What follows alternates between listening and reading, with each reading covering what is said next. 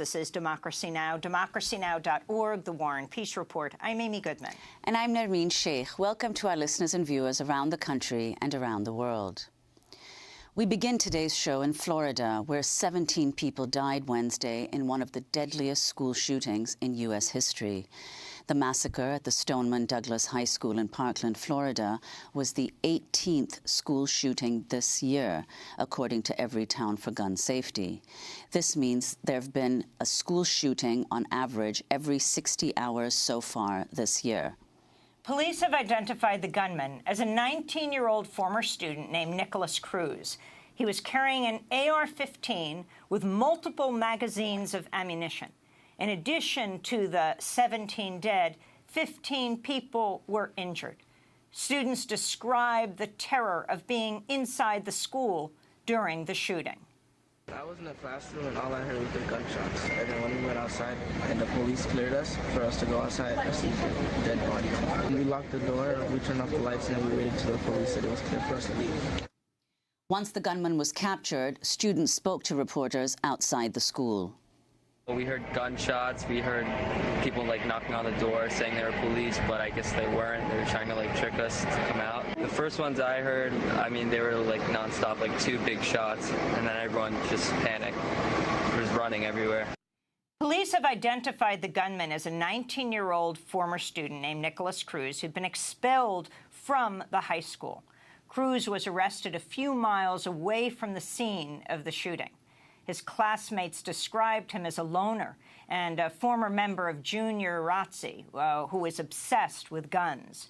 Police say his social media profile showed very, very disturbing content, including many photos of his weapons arsenal.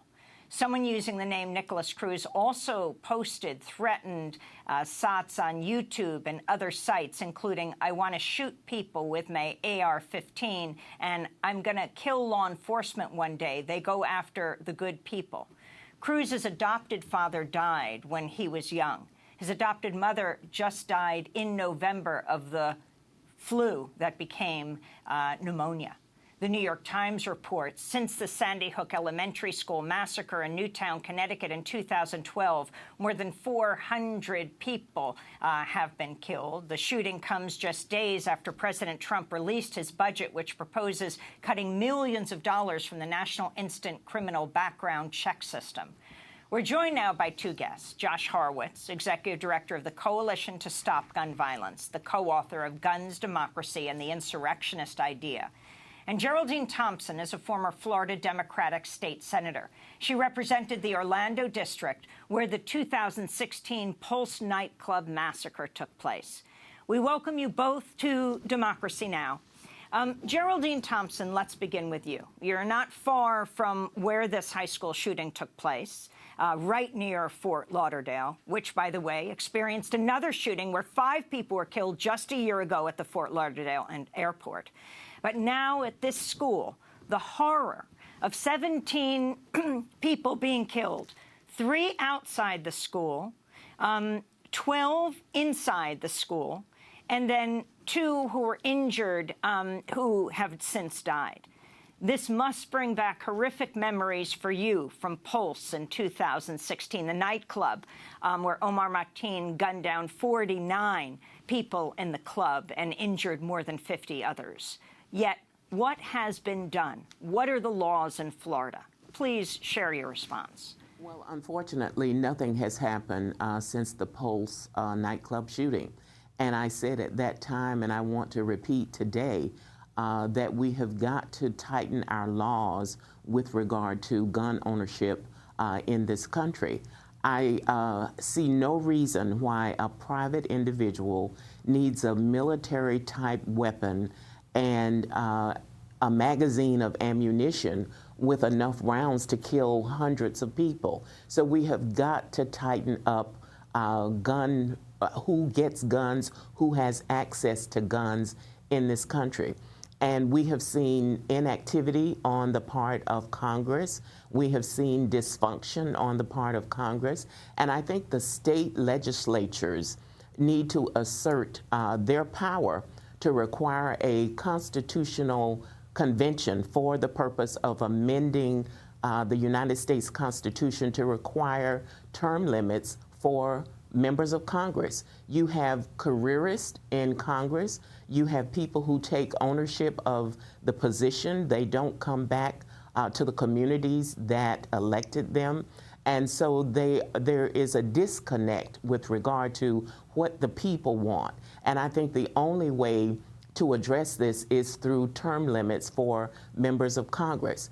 And the founders anticipated that there might be a time when common people wanted to amend the Constitution and Congress refused to act. So under Article 5 of the United States Constitution, there is a provision that allows state legislatures to petition Congress for a convention, and if 34, which would be 2/3 of the states in the United States, if 34 states ask for this constitutional convention, then Congress would be compelled to call such a convention. And I think that the states need to take back the power, because to answer your question, we have seen nothing happen since the Pulse nightclub shooting here in Orlando, and that was the district that I represented.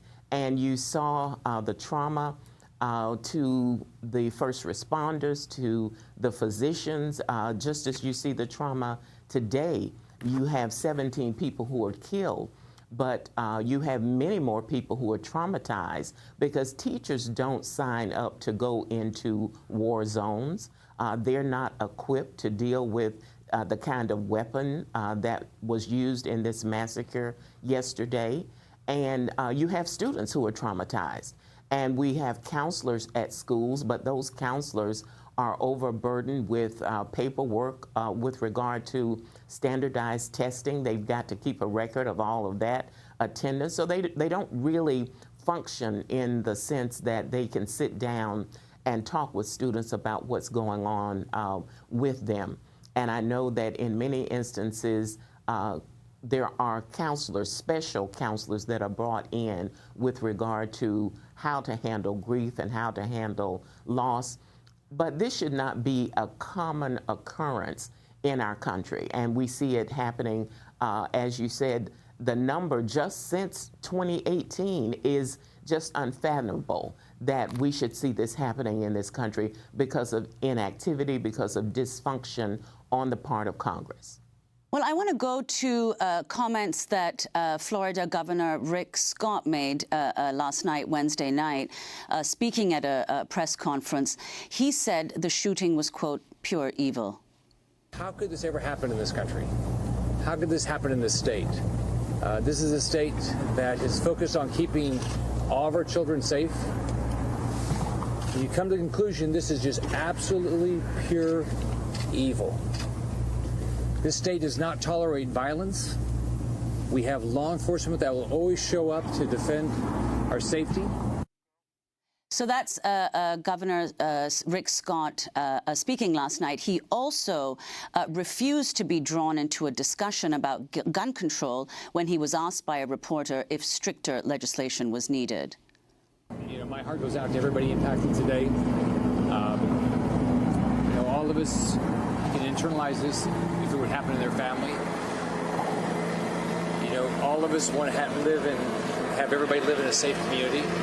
And there's a time to continue to have these conversations about how through law enforcement, how through mental illness funding, that we make sure people are safe, and we'll continue to do that. So that's Governor Rick Scott. Geraldine Thompson, can you respond to what he and other legislators in Florida and politicians have said? Well, certainly there are evil people in our society, and there are mentally disturbed people in our society. And when you combine a mental instability and you combine evil with ready access to guns, that's when it becomes lethal. So I think we need to put the focus on what we do about restricting access to guns when we know that there are elements in our society, when they have a weapon, go on a rampage and harm and kill other individuals. After the Pulse nightclub shooting, I asked Governor Rick Scott if we could talk about a special session, convening a special session of the Florida legislature to talk about reform. And at that time, he said that the issue was ISIS, and it was not about guns, it was about ISIS. And so my question was, what was Sandy Hook about ISIS? Was Charleston, South Carolina about ISIS? We have homegrown terrorists in the United States of America. And certainly while ISIS is a threat, we have got to also focus on what happens here in this country. And we saw in Oklahoma, the bombing of the federal building there, that was a homegrown terrorist. So we can't kind of deflect the focus away from what the real problem is, and that is that we have people who can buy guns without background checks. If the gun is bought at a gun show, if it's bought from a personal individual, then they don't have to go through the background checks, and there should be universal background checks. And the people have to take the power to require their leaders. It's about the governed rather than those who govern. And the people who are governed are saying we want responsible gun ownership in the United States of America. Geraldine Thompson, I remember right after the Pulse shooting, there was this news conference. It was very dramatic, and the governor spoke, among others. And as they all left the podium, you got up. They left. And you got up and you said, we are going to have a very serious discussion about reform. You said about the governor and you. How do guns come into hands of violent and unstable people? How is it that assault weapons that are used in military operations get into the hands of a single individual? How is it that the magazines of weapons and bullets that are usually used in military combat come into our community? I think he'd walked off by then. But Governor Scott, who's expressing his horror yesterday, is also fighting an almost unanimous decision by a Florida court. A federal appeals court last year said doctors in Florida must be allowed to discuss guns with their patients, striking down portions of a Florida law that restricts what physicians can say to patients about firearm ownership. It was a 10-to-1 decision, the full panel of the 11th U.S. Circuit Court of Appeals finding the law known as the Privacy of Firearm Owners Act violates the First Amendment rights of doctors. The majority decision said Florida does not have carte blanche to restrict the speech of doctors and medical professionals on a certain subject without satisfying the demands of heightened security, of heightened scrutiny. Again, the court striking down Florida's law barring doctors from discussing guns with patients. Rick Scott is on the other side of that. We called that law Glocks versus Docs. And while a doctor can ask a patient if he or she has a swimming pool to safeguard children who might be in the home, a doctor was prohibited from asking if that person had a gun. And certainly doctors have to be able to provide counseling, to provide treatment, whatever is needed in the context of what's going on in that person's life. And Governor Rick Scott wanted to require people who receive food stamps or other public assistance to take drug tests. And that was also struck down by the courts. So he's had a lot of positions that have been unconstitutional, and this is another example of that. And he is not addressing at all, as he refused to address after the Pulse nightclub shooting, what are we going to do about restricting gun ownership and making sure that there is responsible gun ownership in the state of Florida and in the United States. And now he wants to go to the Senate of the United States, and we've already seen what he's done here in Florida. And as I mentioned, there are no term limits for members of the Senate or the U.S. House of Representatives. We have term limits for the State House, for the State Senate in Florida, and the President of the United States has term limits. That individual can serve 2 4-year terms only, but there are no term limits. So you have people who take ownership of the position, and it's about self-perpetuation, it's about careerism, and the special interests fund their campaigns year after year so that as the incumbent, there's not a level playing field for an individual who would challenge them. Geraldine Thompson, we're going to have to leave it there, but I want to thank you very much for being with us, former Florida Democratic state senator, who was state senator during the Pulse shooting, the horrific shooting at the nightclub in June of 2016, where 49 people were killed. As we talk, not even 2 years later, about yet another horrific shooting, this one at a high school. 18 school shootings since the beginning of this year, not even 2 months ago. When we come back, Josh Horowitz joins us of the Coalition to Stop Gun Violence. Stay with us.